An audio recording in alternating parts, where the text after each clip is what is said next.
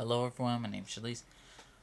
I'm doing a JJ movie TV show reviews, and I'm gonna say this review is all about the Iron Man trilogy. I seen just Iron Man 3 later on tonight, and I'm gonna give you what I loved about each of the films, what's the best and what's the worst of the films, and what it did for the entire Marvel universe and superhero universe.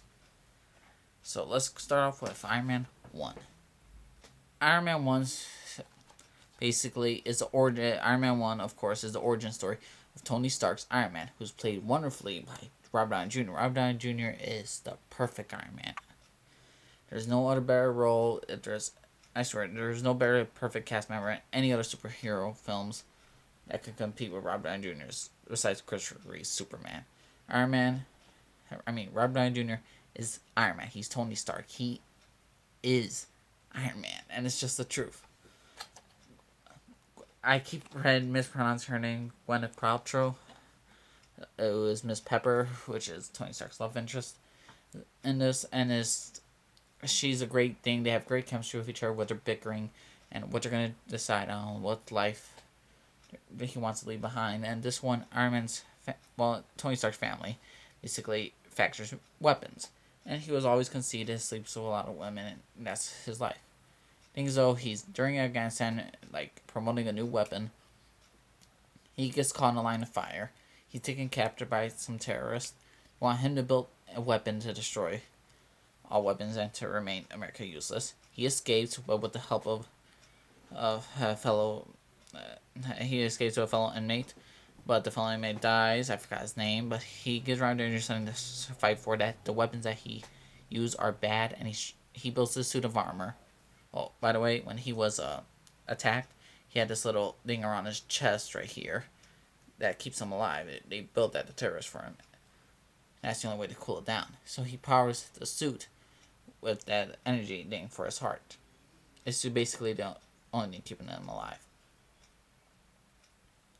And later on, killing him. But what's great about this movie was a perfect origin. Robert Downey Jr. was tremendous in this. Chemistry was amazing between him and his love interest, Gwyneth Paltrow. Also, Jeff Bridges is in this movie. Terrence Howard's in this movie. Now, I did not care for the villain. The villain was expected of the first. I didn't expect a great villain for the first movie. So, that's the only downside I didn't like about this. Other than that, they had everything connected. Great suits, great special effects. Really brought Iron Man that he wants to stop building weapons and start helping people around the world and that stuff. So, I have a 10. 9.2 or 3. Iron Man 1. Now, Iron Man 2, on the other hand, I didn't hate this film. I don't think it's terrible. But it's not a great film. It's a mixture between okay and good. What made this... now, Iron Man 2, basically, the entire government, different operations want to create the Iron Man suit, just like Tony Stark did. But the thing is, though, they're so far behind, and they're all trying to basically... Out of this movie, there are 3 problems. Well, 3 issues that Tony Stark's facing. 1, the little thing in his chest is dying, is killing him slowly. So he has to find a material or metal or a chemical, or I'm not sure what you call it, but a piece of material that could help save his life and stop the thing from killing him. Which gathers Nick Fury into the mist to help him out with the help of Black Widow, who's played by Scarlett Johansson. Now, that's one problem. The second problem is that every single company is trying to copy his Iron Man suit. They're trying to build up something. They're trying to basically take over, but Robert Downey Jr. out of business and create other weapons of mass destruction. But Iron Man, Tony Stark's not having that. He's having peace, which he's gonna have. Another one is the villain, who's played by Mickey Rourke. I think his name is Whiplash. And the thing is, though, with the Mickey Rourke's character was good at the beginning. He was really strong at the beginning, but he left with a bad ending that really left me sour. A good thing about this film, they introduced War Machine, which is played by Don Cheadle, which I like.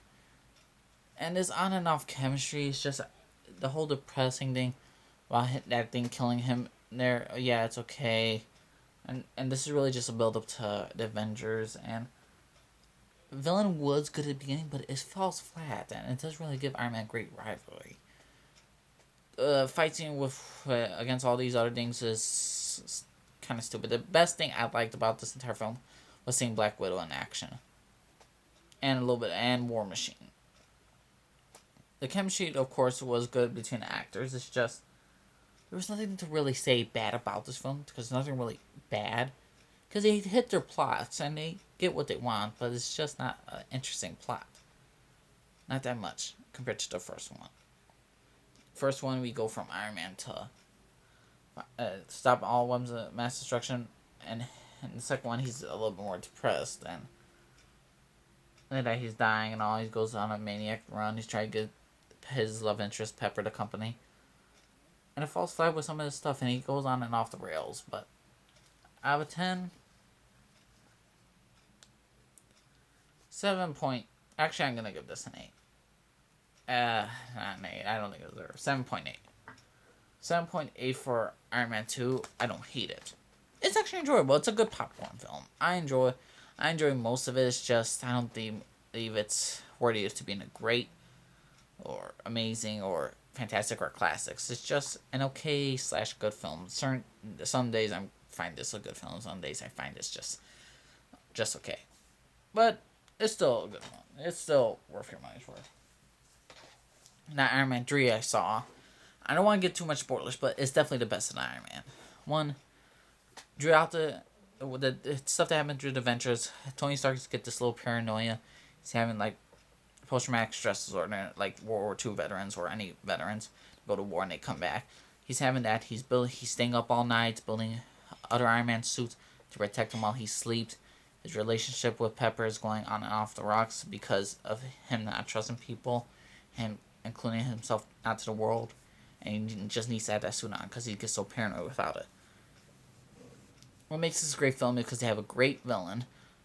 The mayor, and I forgot his name, sorry, I just saw the movie. But it's a great film. It has a mixture of great comedy, it's a mixture of great comedy, but a mixture of action.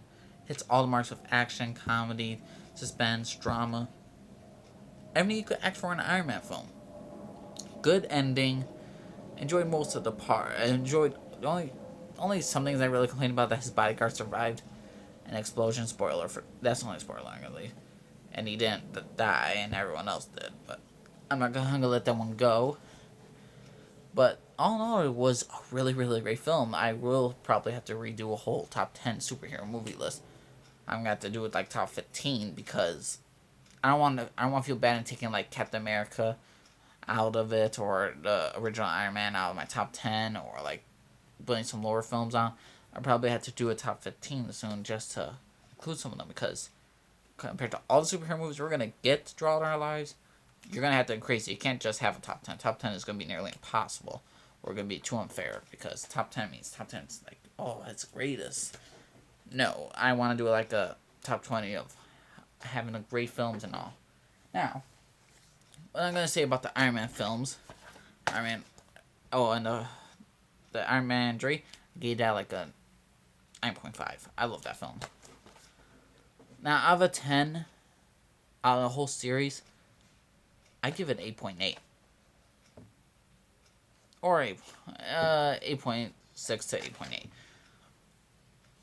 Just because the second film really just brought down compared to the others. Actually, 8.8. Sorry.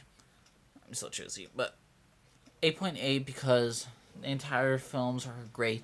And what made this entire thing so spectacular, all the Iron Man trilogy, is just that it broke the superhero curse. I'll explain again throughout all my superhero reviews. Always the third film was a superhero movie. It's crap. Superman 1, 2 were amazing. Superman 3 killed it. Spider-Man 1, 2 were amazing. 3 killed it. X-Men, same thing.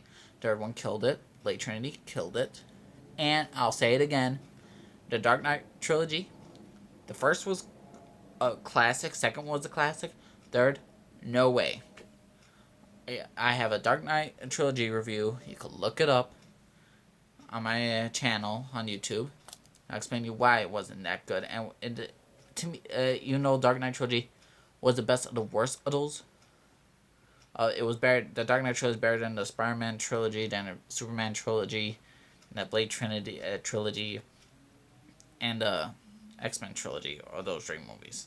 You know, they have more. It was the best of that, but it was like a terrible best because even though I gave the entire Dark Knight trilogy like a 9 out of 10, I only give this an 8.8. The only reason, just because I rate a trilogy better, in some ways doesn't mean it's actually better, because there could be a really terrible movie in one of them. It really just brings it down. It depends on how good the first two films were, like how you rate it. That's how I'm basing my films upon. And Iron Man broke the superhero curse. The first one was amazing. Second was just okay. Third was just. Third is a classic. Classic, in my opinion. Now, the Dark. Like, Superman 1, classic. Superman 2, amazing. Superman 3, terrible. Don't ever watch that. Again. Spider-Man 1, amazing. Spider-Man 2, classic. Spider-Man 3, garbage, garbage, garbage. Spider-Man. Blade 1, great. Blade 2, good. Blade 3, downright dreadful. X-Men 1, good. X-Men 2, classic. X-Men 3, god awful. Now, Batman Begins, classic. Like I said, classic. Batman Begins, classic. Dark Knight, classic. Dark Knight Rises, bad. It's just bad. It's not terrible. It's not god awful. It's just bad. Really bad in one way, but it's not. And Iron Man, like I said, how I rate it is not like a trilogy. I rate it how good each film is. The only reason why I gave Dark Knight Rises higher is because it had a bigger classic. The two films were classic, the first two. The third one was terrible. And these, if I change it, it'll be a 9 out of 10. This entire trilogy. Just to compete with that.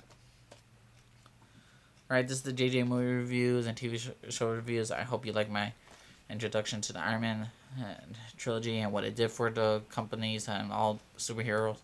So let me know what you think. If you disagree with me about certain cases about other superhero films like Spider-Man, Dark Knight, and X-Men, let me know. This is JJ movie reviews. Good.